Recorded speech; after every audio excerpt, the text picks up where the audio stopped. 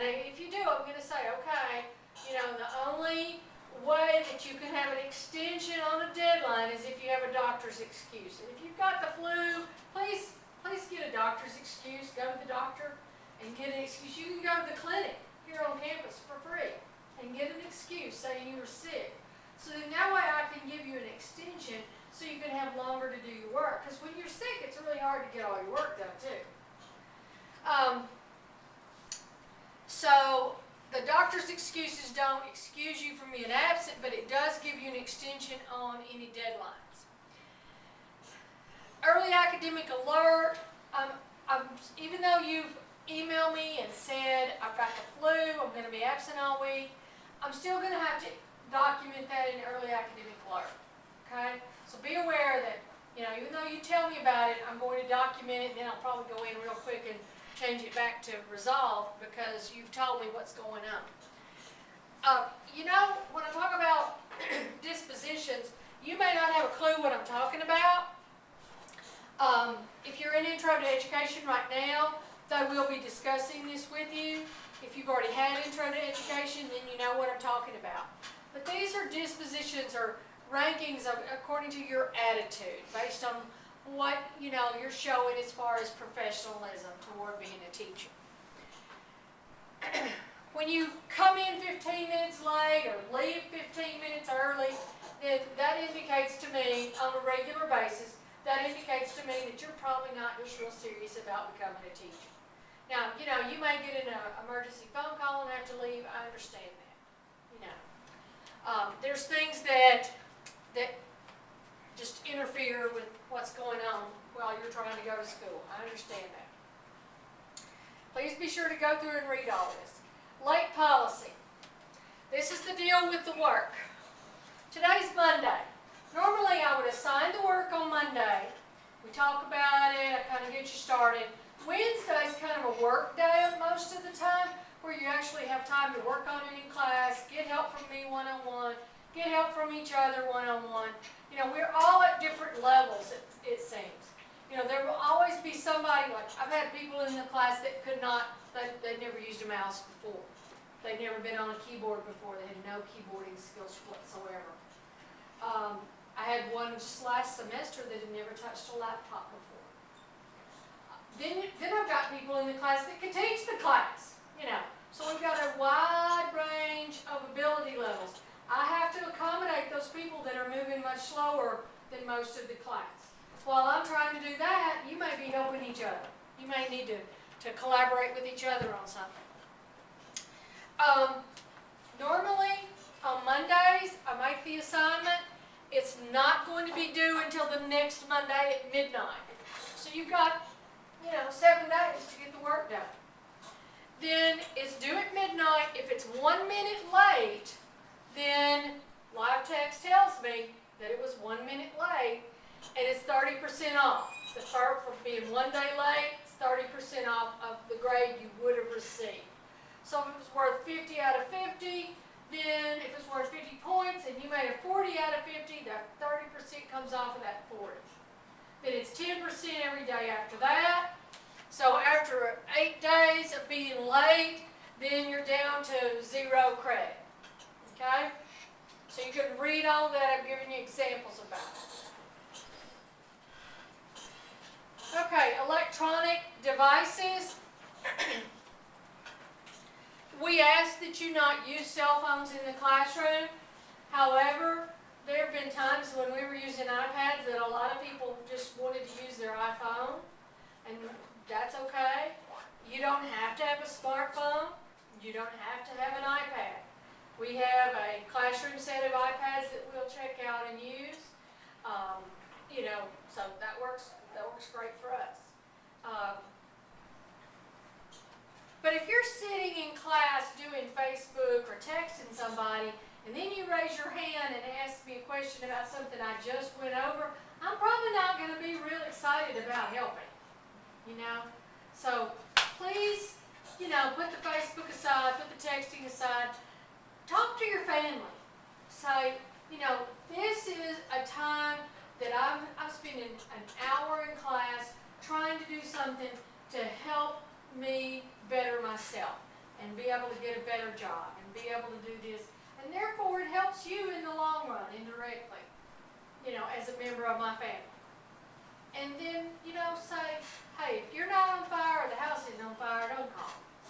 You know, just be really, I said that because I had one student, she always would sit right here, and her mother would call her every day at about 9:15, right in the middle of class.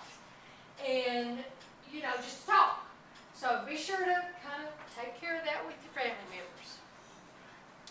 When you go out to a classroom in a public school, in a K-12 setting, never, ever, ever use your phone. I would just lock mine up in the car and leave it outside and not take it inside. When I would go observe students, I always leave my phone in the car. Because I can't answer it, and I sure don't want to take a chance of it ringing.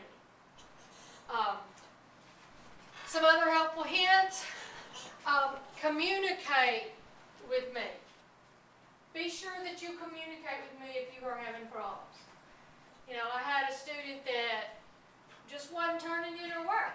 And by the way, if you're unsuccessful in this class and you make a C or D or an F, it's usually because you just didn't turn your work in. Those are the students that don't pass. If you turn your work in, you're going to do fine. But if you're having trouble doing it, please let me know. But she never talked to me about it, and about midterm, she said, why am I getting zeros on all these things? I said, because you're not turning in your work. She said, well, I don't know about the work. She never found the class website. And I talk about it every day in class, and she had missed a lot of class too. But, you know, I don't know how she didn't know about the class website, but, you know, if you don't know what the assignments are, yeah, it's hard to turn them in. So be sure to communicate with me so we can troubleshoot any concerns or problems that you have. Always address all your instructors or professors as Dr. or Miss or Mr. or Mrs., whatever the appropriate title is. Don't call them by their first name, in other words. That's just, you know, viewed as unprofessional and could result in negative dispositions for you. And maybe you don't realize you're even doing anything that's wrong. I've noticed this in the last couple of semesters where we've had more students calling their instructors by their first names. And unless the instructor says for you to do that, that's fine. Okay? You can call me Dr. Lewis or Dr. Lou. Either one is fine. Okay? This is another big problem that I've started to see in the last few semesters, and that's misspelled words, inappropriate grammar. Check it, proofread it, even emails. If you aren't good at this, then write your email in a Word document, run spell check, grammar check, then copy and paste it into an email. But, you know, when I start to see emails to me that are, you know, asking a question about the class, they should be in a professional format. Most email programs have spell check that you can use. Just use those tools that are available to you. If you know this is one of your weak spots, then get somebody that's a friend of yours that's good at this so they can proofread everything for you. And I'm not just talking about emails, I'm talking about your work also. Your work needs to be, you know, really, really good. You don't need to have any misspelled words, any grammar errors in your work. I've noticed a lot of text talk, you know, where somebody will put a capital U instead of Y-O-U, that sort of thing. That's a big no-no. You don't want to do that. Okay? All of those sorts of things could result in a negative disposition for you because it indicates a lack of professionalism. And really getting a negative disposition is almost worse than getting a bad grade, I think. Okay, so, anybody got a quick question about anything? All right. First thing I want to do is I want to tell you a little bit about me. Not said much about that. I started teaching really kind of through the back door in a way. I was substitute teaching, and I cannot encourage you enough to go sign up to substitute. It's a great way to learn a lot of things that you won't learn any other way. So I was substituting in a school. It was in Forest City, Arkansas. And principal came to me and said, do you have a lot of sub jobs after Christmas? I said, well, not yet, I've got a few. And he said, well, come talk to me after class, after school. So I went in, and literally one of the teachers, she was a 6th grade reading teacher, she had a nervous breakdown. And there were other things in her life, you know, that had been going on, but the class was not helping any. They were not good. You ever watch Welcome Back, Kotter? You know, the old show Welcome Back, Kotter? The sweat hog class, they were a sweat hog class. They didn't have any drive, they didn't have any incentive, they didn't think they could do anything. It was a reading class. And so I went in and started working with them, and they were on 3rd grade reading level, and they were in 6th grade. And so we were working, and I said, these stories are not this bad. What's the problem? And they said, well, we've had them since 3rd grade. They were in the same exact reader they had been in since 3rd grade. So sure, they were bored with those stories. They felt like, well, if I couldn't read it the first time and get it, I'm not going to get it now. So our principal worked it out, said, you know, we got some different books for them to read. And that got me hooked. That got me interested in teaching. So I went back to school. I already had a degree in biology. I went back to school and got my teaching certification through Arkansas State University in Jonesboro. Then I started teaching 7th grade life science, and then I taught 8th grade, a little bit earth science. Moved a lot, worked in several different school districts, taught biology, advanced biology, but most recently I taught chemistry. And that was 5 years ago. This is my 6th year here at UA Fort Smith.